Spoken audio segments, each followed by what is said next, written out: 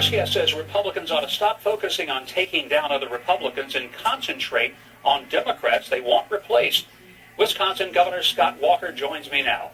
Governor, great to have you with me, and thanks so much for being a part of the show today. Last Sunday, you alluded to the fact that Republicans have to be very intent on focusing, defeating Democrats, not beating up Republicans. Let's talk about how Republicans need to turn the tide to win elections, because nobody questions your, I think, credibility as a conservative, but you have not taken the idea that we need to tear down other conservatives. So where do we go from here? Well, you're exactly right. And I think for I and a lot of other folks, particularly governors who were elected in 2010, many of the people who helped elect us share our frustration, particularly with the federal government being too big, too expansive, too a part of our lives. And so we want to take action. But what I think we learned in Wisconsin, and in fact I point out in my book Unintimidated, other Midwestern governors in particular learned, was in 2010 we not only elected governors, we elected Republican majorities in our legislative bodies, and that made all the difference in the world. That's why we had in Wisconsin, in Ohio, in Michigan, and other states, Iowa, but particularly in those three first battleground states, we not only won, but we got big, bold reforms done. Why? Because we had a Republican team in place. In Washington, we don't have the same thing.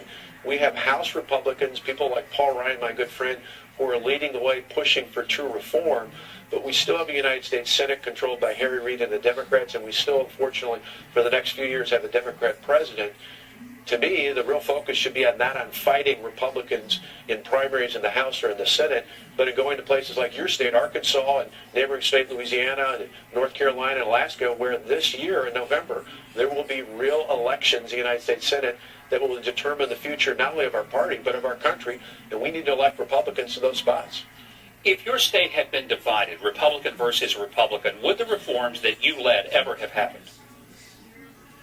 No, not at all. And I think that's true with what happened in Michigan with right to work. I think it's true when you see in other reforms across the country in states where Republicans now lead state legislative bodies and hold governorships.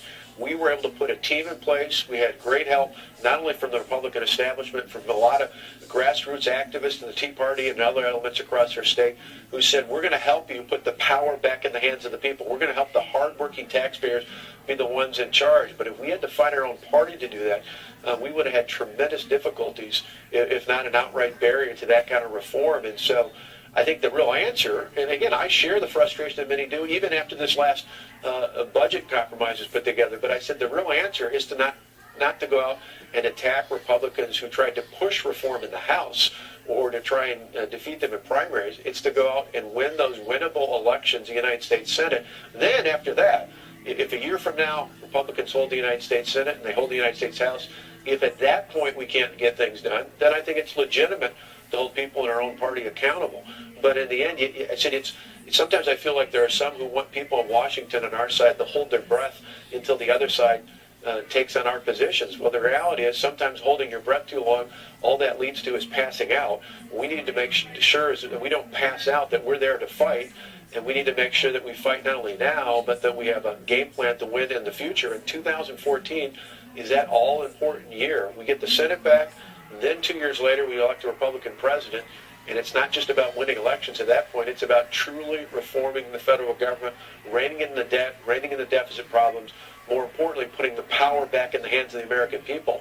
That's something we can do, but we can't do it if we're splintered off in many different directions. Governor Scott Walker, great to have you here. Thanks so much for joining us on this weekend. And take care, and I look forward to seeing you soon.